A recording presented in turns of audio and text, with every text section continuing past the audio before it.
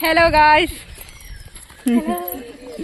तो कही दे काना होछि आमे केन के जाउ छु एते रेडी करी एनुअल फंक्शन होछि आज हमर कॉलेज रे तो रेडी करी आमे जाउ छु एनुअल फंक्शन अटेंड करी government women's college Jeypore Koraput Odisha तो हमारे साथ बने रहे सब वीडियो देखा हमें ना रे होई रोशनी टिकट साइज कर दो हां मदन काजे ठिया हि छ एमएलए के वेलकम करवा लागि छुड़ा है छे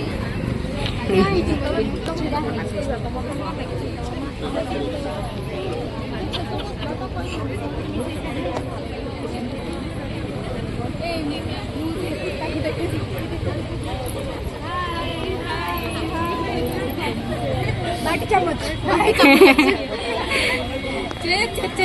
हे मा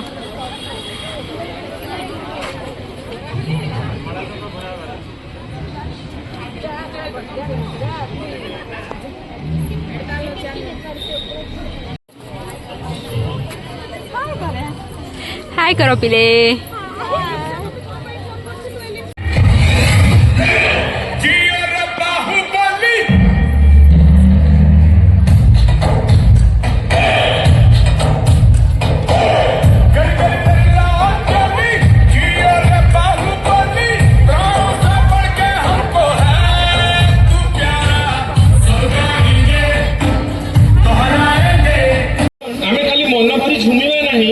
आज आमंत्रित अतिथि आशीर्वचन लाभ करवा प्रतिभा पूजन सह संवर्धनार पर्व तत्सहित मनभरी मतवाला पड़ नहीं सांस्कृतिक कार्यक्रम को उपभोग करवा एपाई तो आज मंच सजा एवं ये मंच को शोभामंडित करने आम गहन में आसी उपस्थित होती आमर प्रिय आमंत्रित अतिथि मान्यवर विधायक जयपुर श्रीजुक्त तारा प्रसाद बाहिनीपति महोदय आम निकट में उपस्थित अच्छा सम्माननीय मुख्य वक्ता विक्रमदेव विश्वविद्यालय कुल सचिव श्रीजुक्त महेश्वर चंद्र नायक महोदय सम्मानित अतिथि भाव उपस्थित अच्छा जयपुर पौरपालिकार अध्यक्ष श्रीजुक्त नरेंद्र महांती महोदय एवं सहित अच्छा आम प्रिय अध्यक्ष डॉक्टर विवेकानंद सुना महोदय अच्छा आम छात्र संसद समस्त सदस्य ये अवसर में मुझे काल विलंब नक आपण मान विनीत अनुरोध करुच्ची आपण मैंने मंच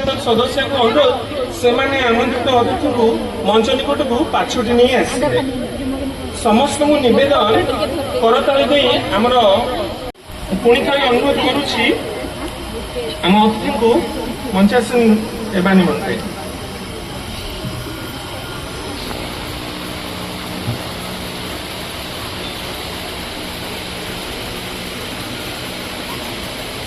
मान्यवर अतिथि को मंचासन निमंत्रे एकांत निवेदन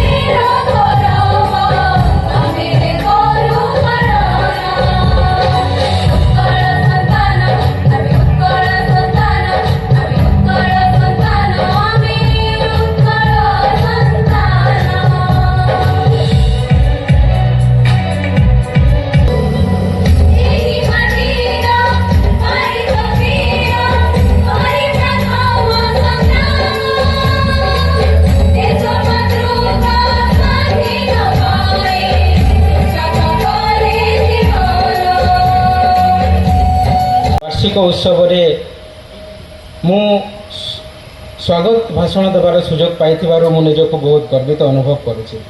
ବନ୍ଧୁଗଣ, ଆମେ ସେହି ଗୋଟେ ଅନୁଷ୍ଠାନର ବାର୍ଷିକ ଉତ୍ସବ ପାଳନ କରୁଛୁ ଯାହା କେବଳ କୋରାପୁଟ ଜିଲ୍ଲାରେ ନୁହଁ, ବରଂ ଅବିଭକ୍ତ କୋରାପୁଟ ଜିଲ୍ଲାର ସର୍ବପୁରାତନ ଏବଂ ପ୍ରଥମ ସରକାରୀ ମହିଳା ମହାବିଦ୍ୟାଳୟ।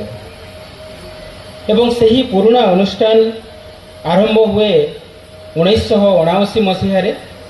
କୋରାପୁଟ ଡିଷ୍ଟ୍ରିକ୍ଟ ଏଜୁକେସନ୍ ଆସୋସିଏସନ୍ରେ ଯେଉଁ ମେମ୍ବର୍ସ ମାନେ ଥିଲେ ତାଙ୍କର ମହତ୍ ଉଦ୍ଦେଶ୍ୟ ଏବଂ ସମର୍ପଣ ଭାବନାକୁ ନେଇ ଜୟପୁର ମାଟିରେ ଗୋଟେ ଅନୁଷ୍ଠାନ ତିଆରି, ଗୋଟେ ଶିକ୍ଷାନୁଷ୍ଠାନ ତିଆରି ହୁଏ।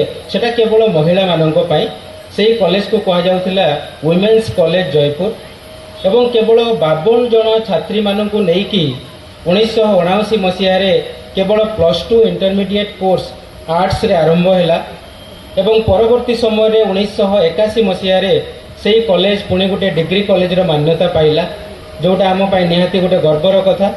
ଏବଂ ପରବର୍ତ୍ତୀ ସମୟରେ ସେହି କଲେଜକୁ 1983 ମସିହାରେ ଗଭର୍ଣ୍ଣମେଣ୍ଟ ଅଫ୍ ଓଡ଼ିଶା ସରକାରଙ୍କ ଦ୍ୱାରା ତାକୁ ସରକାରୀ କଲେଜର ମାନ୍ୟତା ଦିଆଗଲା।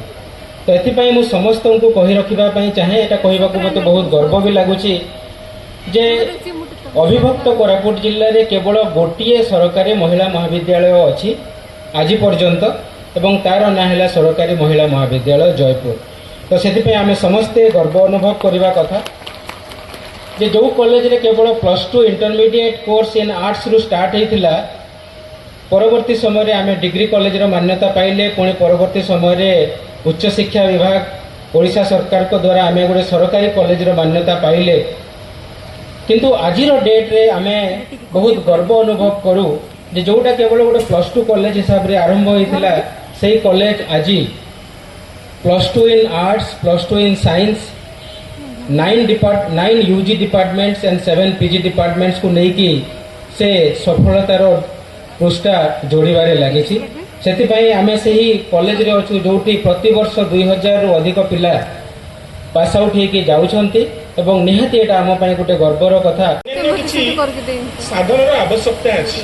ସେ ସମସ୍ତ ସାଧନର ସଫଳ ସମାବେଶ କ୍ରମେ ଅନୁଷ୍ଠାନର ବ୍ୟାପକ ପ୍ରଗତି ସାଧନ ହେବ ଏବଂ ଅବିଭକ୍ତ କୋରାପୁଟ ଜିଲ୍ଲାରେ ଯେଉଁ ଗୋଟିଏ ମାତ୍ର ସରକାରୀ ମହିଳା ମହାବିଦ୍ୟାଳୟର ଗୌରବ ଅର୍ଜନ କରିଛି, ନିଶ୍ଚିତ ଭାବରେ ଏହି ମହାବିଦ୍ୟାଳୟର ଛାତ୍ରୀମାନେ ସର୍ବଭାରତୀୟ ସ୍ତରରେ ଅନେକ ଉନ୍ନୟନମୂଳକ କାର୍ଯ୍ୟ ସାଧନ କରିପାରିବେ।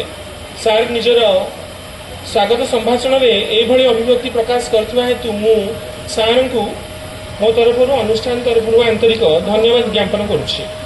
ବର୍ତ୍ତମାନ ମୁଁ ଛାତ୍ର ସଂସଦର ସଭାପତି ପ୍ରେସିଡେଣ୍ଟ ମିସ୍ ଡୋନା ଭୂୟାଙ୍କୁ ଅନୁରୋଧ କରୁଛି ସେ ନିଜର ବାର୍ଷିକ ବିବରଣୀ ପଠନ କରିବେ। ଡୋନା ଭୂୟା। ଆଉ ମୁଁ ଭଲ ଭାବରେ ଜାଣିଛି ଆଜି ବି ୱୁମେନ୍ସ କଲେଜକୁ ବହୁତ ସାରା ଆଶୀର୍ବାଦ ଦେବା ଉପରେ ଅଛନ୍ତି। ସେଥିପାଇଁ ଆମର ପ୍ରଥମତଃ ମୁଁ ବହୁତ ନିଜକୁ ଗୌରବ ମନେ କରୁଛି ଯେଉଁ ୱୁମେନ୍ସ କଲେଜର ଇଟାରୁ ଇଟା ଗଢ଼ି ଗଢ଼ିକିରି ସ୍ଲାବ୍ ପଡ଼ିଥିଲା, ଆଜି ଏଇଟା ଗୋଟେ ମନ୍ଦିର ହେଲା। ଆଉ ଏଇଠି ଗୋଟେ ଫ୍ୟାକ୍ଟ୍ରି ପରି ଚାଲିଛି, ଏଇଟା ମଣିଷ ଗଢ଼ିବା ଫ୍ୟାକ୍ଟ୍ରି।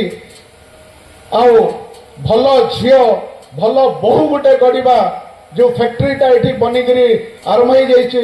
ମୁଁ ଧନ୍ୟବାଦ ଦେବି faculty, supporting staff, teaching and non teaching staff को बहुत डिसिप्लिन वे এই জায়গাକୁ মেনটেন करके आगू नौचंती।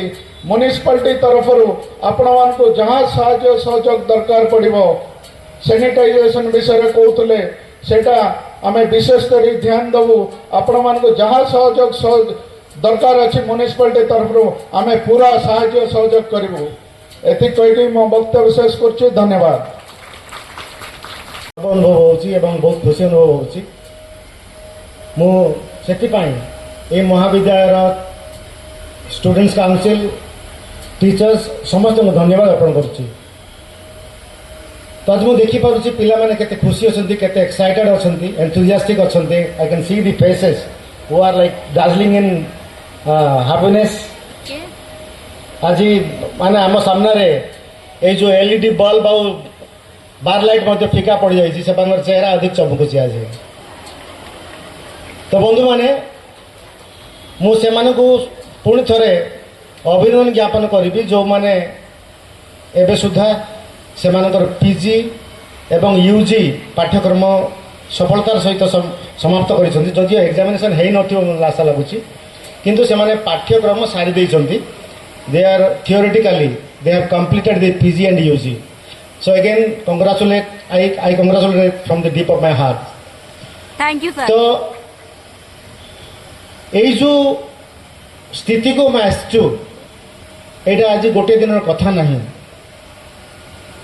आमे आज जो सेलिब्रेशन करुचु ए सेलिब्रेशन रो अयमारंभ दीर्घ 3500 वर्ष पूर्व आरंभ होता कहले अत्युक्ति हो ना कारण आमर जो सभ्यता वैदिक जुग यदि हम चिंता करवा वैदिक जुगरे महिला मानक समाज रे बहुत उच्च आसन रे रखा जाइथिला। सेक्रेटरी एवं मोर समस्त झील मैंने मंच बस एवं मो सामने बस ए कॉलेजर समस्त फैकल्टी प्राय बहुत झील पिला फैकल्टी अच्छा आ पु पिला फैकल्टी एवं समस्त मो श्रद्धा झील माने सांबादिक बंधु मान ए कॉलेजर प्रिंसिपल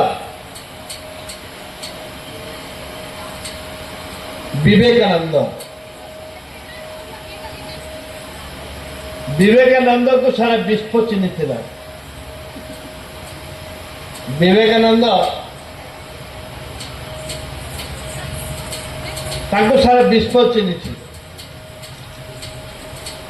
आम पाखे स्वयं चालित विवेकानंद अच्छा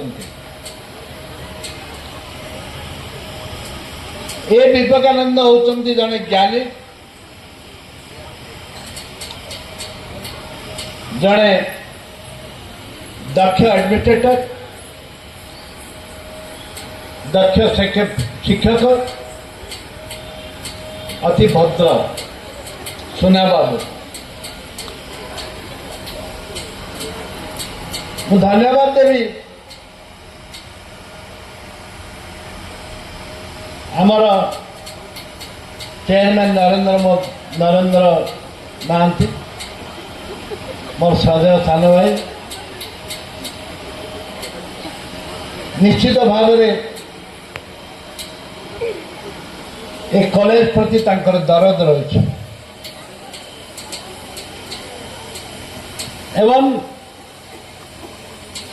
आज आपण मानकर अन्यतम अतिथि